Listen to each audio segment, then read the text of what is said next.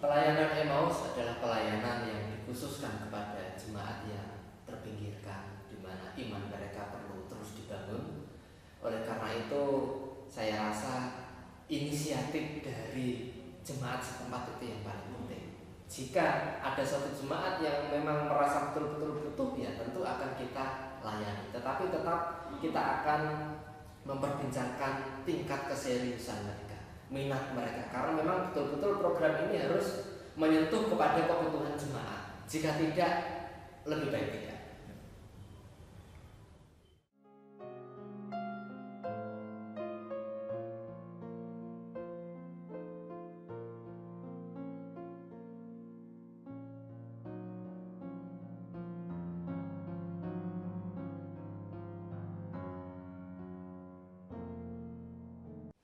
Fasilitator sekali lagi bercermin dari peran Tuhan Yesus sendiri di dalam Injil Lukas. Jadi memang pada saat itu Tuhan Yesus berperan bukan sebagai pemimpin yang mengajar segala sesuatu satu arah, tetapi bagaimana Tuhan Yesus itu betul-betul mendampingi kedua orang waktu perjalanan di Emmaus. Saya rasa idealnya di dalam kursus Emmaus, fasilitator perannya seperti itu.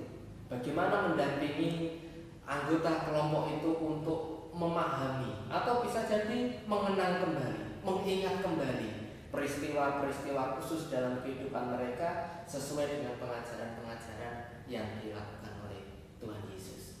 Saya rasa seperti itu. Jadi tidak seperti pemimpin dari atas ke bawah, A adalah ini, B adalah tidak, tetapi sesuai dengan kebutuhan apa yang dipahami oleh jemaat, di situ dikembangkan, dibangkitkan supaya iman mereka terus bertumbuh sesuai dengan kehendak Kristus.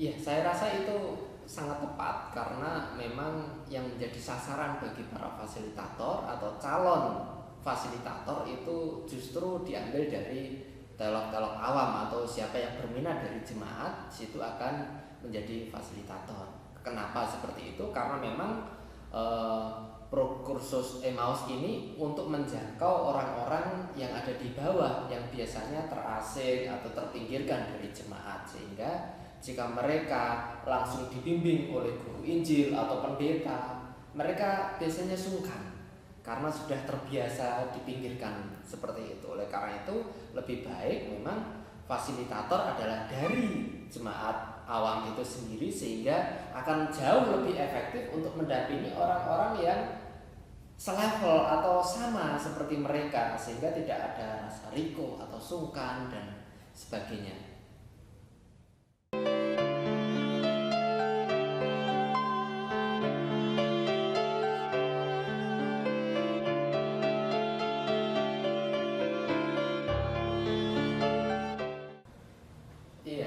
Pinggiran yang saya maksud adalah orang-orang yang ya betul seperti tadi, bisa jadi dengan sengaja dipinggirkan atau bisa jadi memang mereka merasa diri rendah diri, sehingga mereka kemudian menjauhkan diri dari persekutuan-persekutuan itu.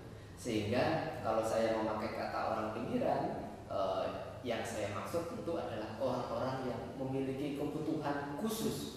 Dalam arti khusus di sini perlu pendekatan, perlu pendampingan yang cara materinya itu tentu berbeda dengan jemaat-jemaat biasa.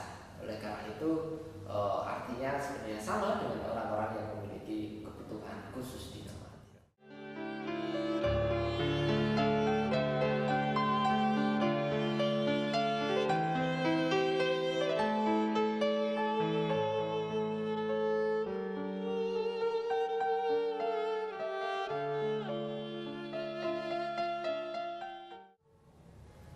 Agar kursus Emmaus ini berjalan betul-betul efektif, menyentuh kebutuhan semua anggotanya, maka memang kursus Emmaus di sini dibatasi anggotanya.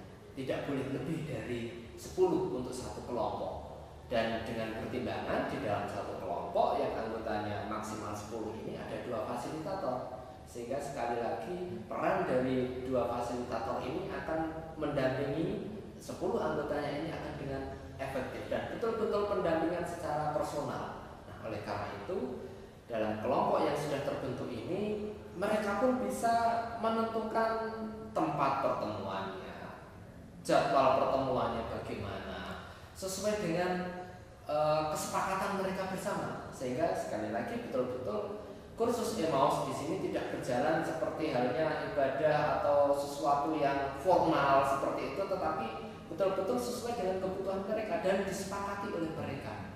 Sehingga tempatnya ya bisa jadi tidak di gereja, tapi malah lebih bagaimana datang ke rumah-rumah mereka supaya betul-betul memahami situasi kondisi mereka. Dan sekali lagi ini waktunya juga sesuai dengan kebutuhan mereka. Bisa jadi di satu jemaat mereka lebih mudah bertemu sore hari, ya oke. Tetapi ada kelompok lain yang bertemunya lebih enak malam hari, ya silakan.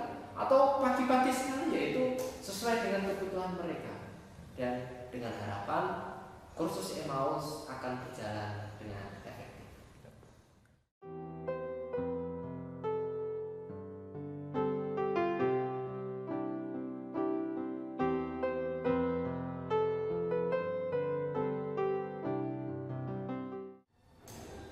Iya, yang akan dilakukan oleh sinode ada 2 tahap. Tahap yang pertama tentu adalah mengumpulkan bukan hanya fasilitator, tetapi dari jemaat nanti akan ada dari unsur majelis, atau kalau sudah ada pendetanya dengan pendetanya, atau bisa jadi ada guru Injilnya. Sehingga dalam tahap yang pertama ini mereka dibawa ke sinode untuk diberikan penjelasan tentang latar belakang kursus Emmaus.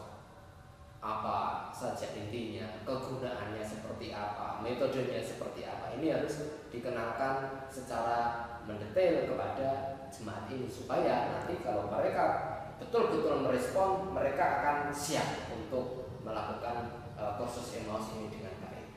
Nah, setelah itu mereka pulang kembali ke jemaat. Tahap yang kedua, nanti kami secara sinodal akan mengumpulkan kembali atau memanggil 2 fasilitator yang sudah dipilih oleh jemaat tadi untuk kita bekali, karena mereka 2 fasilitator ini yang akan memegang peran penting.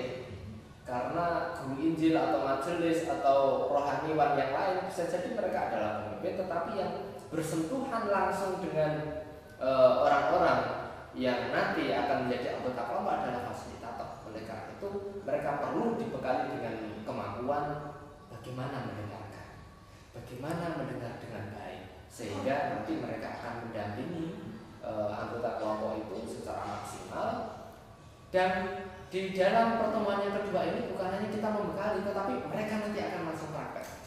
Ini sebagai sarana untuk mereka berlatih. Sebelum mereka terjun ke lapangan, katakan itu mereka sudah punya tempat untuk mengekspresikan diri atau betul-betul berlatih, simulasi. Mereka kalau melakukan pembelajaran satu pokok, nanti mereka akan bagaimana. Dan di tahap kedua itu akan dilakukan prosesnya seperti itu.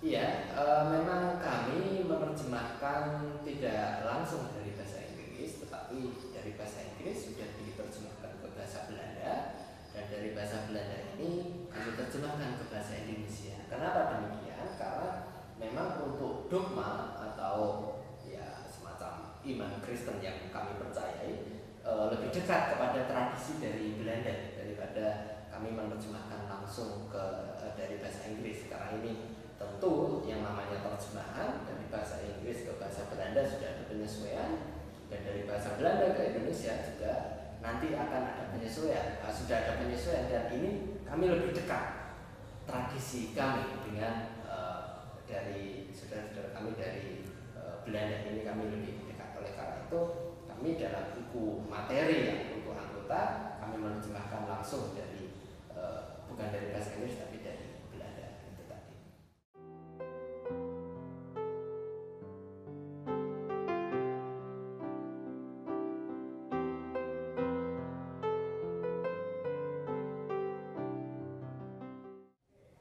Tentu kami dari Sinode atau Departemen Kesaksian akan siap untuk melatih para fasilitator atau para calon fasilitator. Tetapi kami sendiri sebenarnya lebih mengutamakan para fasilitator yang telah ada, yang berkompeten, berpengalaman, karena mereka lah sebenarnya yang mengalami realitas kursus Emmaus ini di jemaat, sehingga pengalaman-pengalaman mereka bersentuhan langsung dengan jemaat itu akan membekali para fasilitator yang lain atau para calon fasilitator, sehingga dari pengalaman-pengalaman itu akan lebih mendarat, sehingga tidak belajar hanya idealisme tataran pengetahuannya seperti apa. Kalau dari sinode memang dari sisi pengetahuan, tetapi alangkah baiknya jika kami lebih mengutamakan para fasilitator yang lebih dulu, yang telah berpengalaman.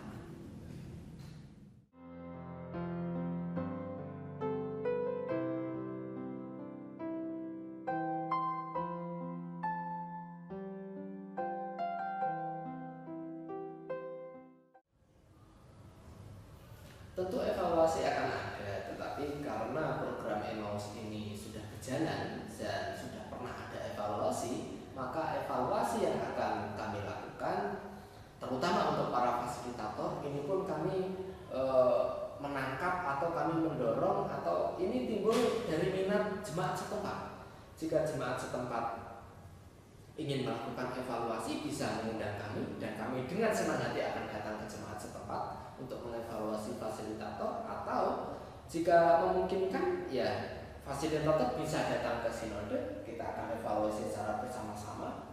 Dan dalam pembicaraan itu bisa juga bukan hanya fasilitator yang akan dievaluasi, tetapi bisa juga kalau jemaat setempat misalnya sudah melakukan evaluasi sendiri, kita akan mengingatkan kembali kepada mereka apakah memang materinya perlu dievaluasi kembali, atau bisa juga bukan hanya fasilitator dan materi, peran dari majelis, peran dari guru injil atau tokoh rohani pendeta di situ perlu juga dievaluasi, dan juga peran dari jemaat. Kira-kira dampak dari kursus Emmaus ini kepada jemaat yang lainnya bagaimana? Kelompok yang kecil ini apa dampaknya bagi pertumbuhan iman jemaat ya secara luas di satu jemaat? Itu saya rasa perlu dievaluasi. Dan yang terlebih penting, evaluasi yang akan dilakukan ini tidak boleh satu arah. Kita tidak hanya melibatkan dari sinode dan para fasilitator saja. Kita tetap harus melibatkan dari tokoh rohani yang ada di sana atau majelis. Kita juga perlu melibatkan anggota kelompok itu sendiri. Kita juga perlu, kalau dimungkinkan, melibatkan jemaat secara luas, sehingga evaluasi yang akan dilakukan nanti betul-betul menjadi evaluasi yang menyeluruh, bukan hanya satu pandangan dari fasilitatornya, dari tokoh rohani, dari majelisnya, tetapi evaluasi ini betul-betul dirasakan bermakna